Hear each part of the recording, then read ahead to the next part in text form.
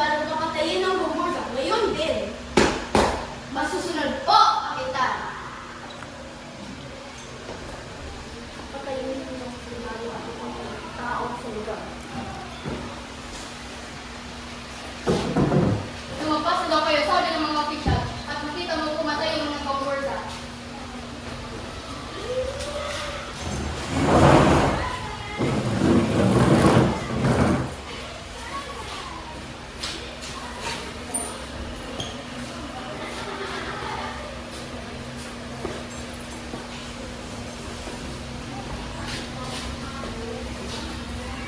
Tingnan ninyo at matuto!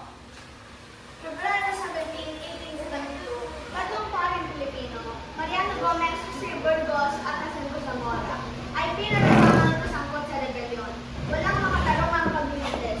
Sila ay hinatulan ng kamatayan sa pamamagitan ng garante. Ang araw na ito ay magiging mitsa ng pagbabago sa kasaysayan ng Pilipinas. Mariano Gomez, Jose Burgos, Jacinto Zamora, kayong tatlo ay nahatulan sa kamatayan sa pamamagitan ng garote.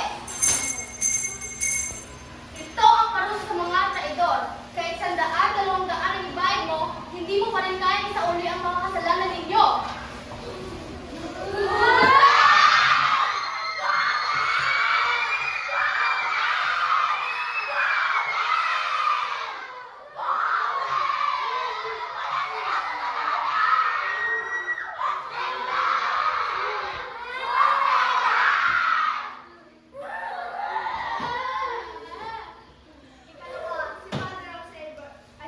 Si Padre Mariano Gomez, pinakamatanda sa tatlo, ay hinarap ang kamatayan ng may dignidad at kapayapaan.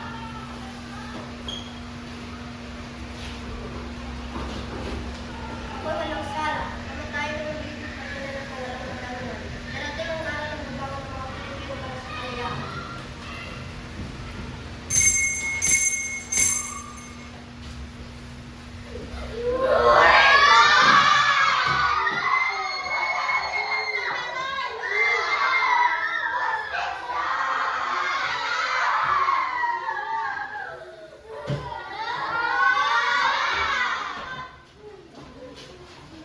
Ikalawa, si Padre Jose Burgos, pinakabata na si Basil ay sumigaw ng kanyang pagiging inosente hanggang sa huling hinga.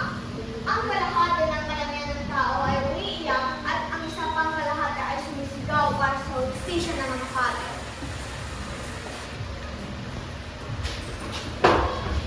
Kung ang aking kamatayan ay magpapalaya sa aking bayan, tatanggapin ko ito ng medangan.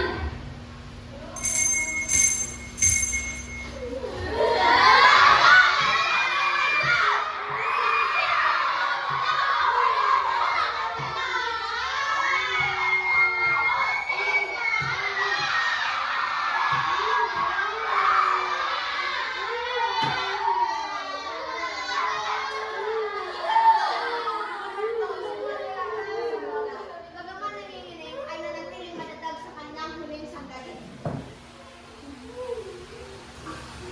Ang kamatayan ng tatluhan, Gomburza, ay binalak upang patahimikin ng mga Pilipino. Ngunit sa halip, ito ang nagpagising sa kanila. Ang kanilang pagiging martir at nagpasiklab ng apoy ng nasyonalismo, apoy na hantong sa kalayaan, at sa huli, iisa-isa silang hinatulang na may dignidad at